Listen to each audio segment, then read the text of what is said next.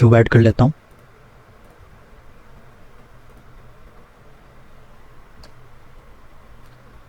आप चीज़ एक चीज़ हमेशा ध्यान रखना, अगर ये आपका कहीं भी गुम हो जाता है कभी, आप जैसे मान लेते हैं आपका क्यूब उधर से नहीं गया, तो आप यहाँ पर देख सकते हैं ये आपका क्यूब आ रहा है। अगर मैं कुछ और ऐड करता हूँ तो वो भी यहाँ पर शो हो जाएगा। आप उसे सिलेक्ट करके अपने कीबोर्ड का नम पैड में डॉट का बटन दबाएंगे तो वो फोकस में आ जाएगा। ये देखिए फोकस में आ गया है। अब मैं इसे यहाँ से डिलीट भी कर सकता हूँ सिलेक्ट करके। देखिए अंडू कर लेता हूँ, यहाँ से सर्कल को डिलीट कर देता हूँ। अब इसके बाद आता है एडिट मोड, जहाँ पर हम इसको क्यूब को जो भी कुछ हमारा ऑब्जेक्ट होता है उसको एडिट करते हैं। एडिट मोड में 3 तरह के एडिट आते हैं। देखिए थोड़ा हाईलाइट हो गया है, इसमें पॉइंट्स हाईलाइट हो रहे हैं। ये होता है वर्टिसेस मोड। इसमें आप किसी भी वर्टिसेस को ग्रैब करके खींच सकते हो या रोटेट कर सकते हो। इसमें आपको वही फंक्शन मिल जाएंगे सब जो हमारे ऑब्जेक्ट मोड में थे। इनमें स्केल वगैरह का ज़्यादा कोई फ़र्क नहीं पड़ता है। इसके बाद आता है एज मोड। एज से क्या होता है, ये जो आपकी एज है यहाँ से यहाँ तक आप इसको सिलेक्ट कर सकते हैं। वर्टिसेस में क्या होता था, एक पॉइंट सिलेक्ट होता था, यहाँ पॉइंट बने आ रहे थे, वो सिलेक्ट कर सकते हैं। एज में आप एज को सिलेक्ट करके उसको एडिट कर सकते हैं। मान लीजिए मुझे इसको मूव करना है, और मूव की एक और कमांड है, अगर आपको किसी चीज़ को इधर उधर करना है तो आप सिर्फ जी दबाएंगे, एक ग्रैब हो जाएगा। आप जिधर भी मूव करेंगे ये उधर मूव होगा। फिर माउस को मूव करेंगे जी दबाने से। उसके बाद अगर आपको ये जेड एक्सिस में, सिर्फ जेड एक्सिस में मूव करना है तो आप जी दबाने के बाद जेड दबाएंगे तो ये सिर्फ जेड डायरेक्शन में मूव हो। ऐसे ही अगर आपको एक्स डायरेक्शन में मूव करना है तो आप एक्स दबाए, एक्स क्लिक करेंगे, एक्स में मूव कर सकते हैं। ऐसे ही वाई पर, ओके। ऐसे ही आप इसको रोटेट कर सकते हैं, वाई एक्सिस। और हाँ, ऐसे ही जैसे ग्रैब, जी से मैंने आपको ग्रैब बताया, ऐसे ही आर से आप आर क्लिक करके किसी भी चीज़ को, जैसे हम सिलेक्शन पे चले जाते हैं, ये सिलेक्ट हुआ है, आर दबाऊंगा मैं और इसको घुमाऊंगा माउस को तो ये रोटेट होने लगेगा।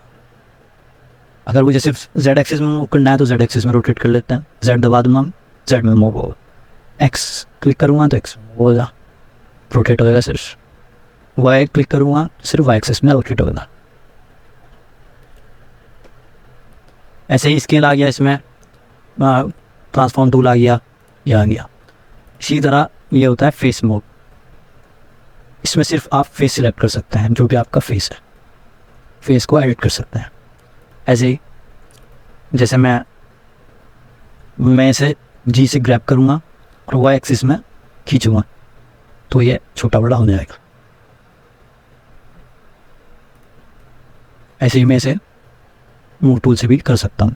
मैं इसे मूव करूँगा फिर बड़ा हो जाएगा, मूव होने लगेगा। सिर्फ एक जो फेस सिलेक्टेड होगा ये उस पर इफेक्ट करेगा। ऐसे ही रोटेट, मैं अगर इसे रोटेट आर से करूँगा, आर से रोटेट करूँगा, जेड एक्सिस में करूँगा, ऐसे ही जेड एक्सिस में, वाई एक्सिस में, एक्स एक्सिस में, जैसे चाहे मैं कर सकता हूँ। ये सब टूल आपको फुली समझ में आ गए। मैं इसे डिलीट कर देता हूँ, दोबारा से क्यों लेंगे। एडिट मोड में अगर आप डिलीट करने की कोशिश करेंगे, बेहतर है आप ऑब्जेक्ट मोड में ही डिलीट करें। एडिट मोड में अगर आप डिलीट करेंगे, कोशिश करेंगे तो आप डिलीट दबाएंगे तो ये सब आपके पास ऑप्शंस आएंगे। डायरेक्ट डिलीट नहीं होगा, आपको फेसेस पर क्लिक करना है तो ये सारे फेसेस यहाँ से डिलीट हो जाएंगे।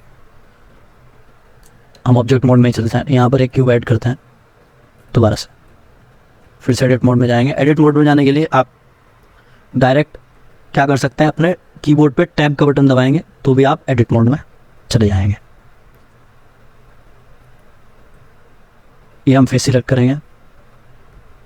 इसके बाद आता है एक्सट्रूड रीजन। ये हमारा फेस सिलेक्टेड है। अगर हम एक्सट्रूड पे क्लिक करेंगे और इसको पकड़ के खींचेंगे तो ये बढ़ तो जाएगा पर ये इससे अलग एक और क्यूब बन के निकलेगा। देख सकते हैं आप, ये अलग निकला। अब मैं फिर से एक्सट्रूड करूँगा तो एक और अलग क्यूब निकल जाएगा। ये आप पार्टीशन देख रहे हो पार्टीशन। और ऐसे ही अगर हम ग्रैब करके इसको करें तो कोई पार्टीशन नहीं होगा, इसका सिर्फ साइज स्केल होगा। इससे क्या फ़ायदा होता है, अगर आप किसी चीज़ को मूव करते हैं तो नीचे वाले पे इफेक्ट नहीं पड़ेगा, जो है आपका है ना नीचे जो था उस पर कोई इफेक्ट नहीं पड़ेगा, जितना आपने एक्सट्रूड किया है सिर्फ उस पर इफेक्ट करेगा ये। देखिए इसके बाद आता है इंसर्ट फेसेस। इससे क्या होता है, आपको जैसे इसके अंदर एक और फेस बनाना है, आप इसको इस पर फेस सिलेक्ट करेंगे, इस पर क्लिक करके आप इसको खींचेंगे अंदर की तरफ तो एक और फेस बन जाएगा, एक छोटा फेस बन जाएगा, इसके अंदर फेस में फेस बन जाएगा छोटा। फिर आप इसको अगर ग्रैब करके उठाना चाहें, ग्रैब करके जेड एक्सिस में हम इसको ऊपर करेंगे तो ये ऐसा हो जाएगा। अब हम इनका एक्सिस से देख लेते हैं कैसा। देखिए हम कंट्रोल जेड करते हैं, अगर मैं इसको एक्सट्रूड करूँगा तो ये सिर्फ ये वाला फेस अभी तो आपने देखा, अगर मैं इसको ग्रैब कर रहा हूँ मूव टूल से, अगर मैं इसको ऊपर ले रहा हूँ तो ये साइड के जो फेसेस हैं इनको भी इफेक्ट कर रहा है, इनके साथ लेके चल रहा है। अगर मैं कंट्रोल जेड करके इसको एक्सट्रूड करूँगा तो क्या होगा कि सिर्फ ये इंडिविजुअल फेस ही होगा हमारा एक्सट्रूड होगा, ऊपर निकल जाएगा। होपफुली आपके समझ में आ रहा होगा। मैं इसको डिलीट कर देता हूँ।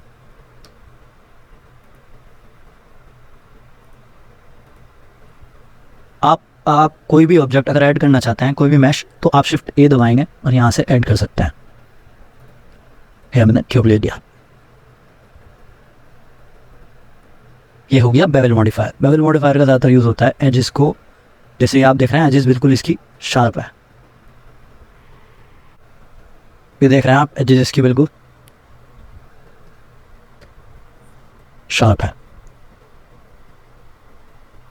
अब हम एजेस पे सिलेक्ट करेंगे, आप एज पे जाएंगे और एक एज को सिलेक्ट करेंगे कि हमने एज को सिलेक्ट कर, ये काफ़ी शार्प एज है, इसको हम फोकस में ले लेते हैं डॉट का बटन दबाकर। अब देखना ये कैसे स्मूथ हो जाएगा। हम बेवल मॉडिफायर पे क्लिक करूँगा और इसको जो मैं जैसे ही मैं ग्रैब करके आगे की तरफ खींचूँगा तो ये देखो आप थोड़ा इसमें एक और फेस बन गया। ठीक है, अब इसको स्मूथ करने के लिए मुझे क्या करना होगा, जो कॉर्नर थोड़ा स्मूथ दिखे मुझे अपना स्क्रॉल व्हील को स्क्रॉल करना पड़ेगा। That's right. इसको थोड़ा स्मूथ दिखाने के लिए मुझे क्या करना होगा, ये बेवल का ऑप्शन आपको दिख रहा है, इसमें आप जाओगे और सेगमेंट्स जो है उसको आप इंक्रीज कर दो। ये सेगमेंट जितने ज़्यादा बढ़ेंगे उतना आपका ये स्मूथ हो जाएगा।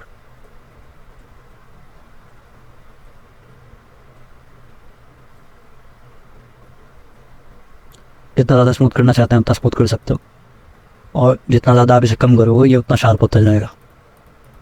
और इसके आप एरिया को भी, ये जो एरिया है इसको भी आप कम ज़्यादा कर सकते हो। जैसे आपको इसको यहाँ से यहाँ तक लेना है, यहाँ तक इसको आपने बेवल करना है तो आप कर सकते हो। ये आप एरिया आपको इंक्रीज करना पड़ेगा, ये ज़्यादा बेवल हो जाएगा फिर तो इसकी सेगमेंट आप बढ़ा दो। क्या आपका यही है।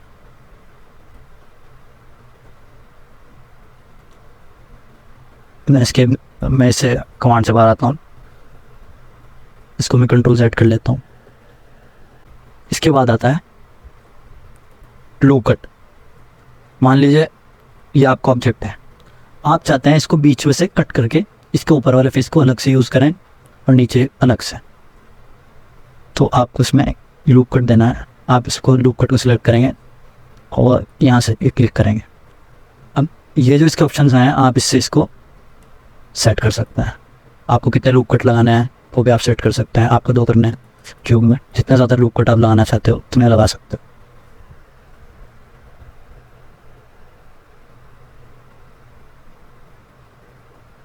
ये आप देख सकते हो ये पूरा कट गया है। और ये फेसेस इसके सिलेक्शन ऑप्शन में जाएंगे। अब ये फेसेस सब ये काफ़ी सारे फेसेस में डिवाइड हो गया। इसको मैं कंट्रोल सेट कर लेता हूँ।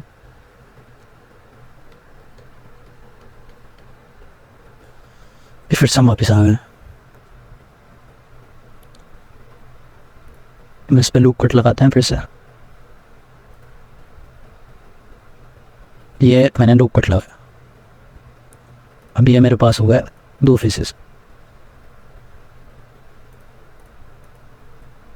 ठीक है। अब मैं सिर्फ इसको एक्सट्रूड करना चाहूँ तो मैं इसको एक्सट्रूड कर सकता हूँ या एडिट कर सकता हूँ जैसे भी चाहूँ। स्केल करूँगा मैं इस फेस को तो ये छोटा बड़ा मैं इस फेस को कर सकता हूँ कुछ ऐसे।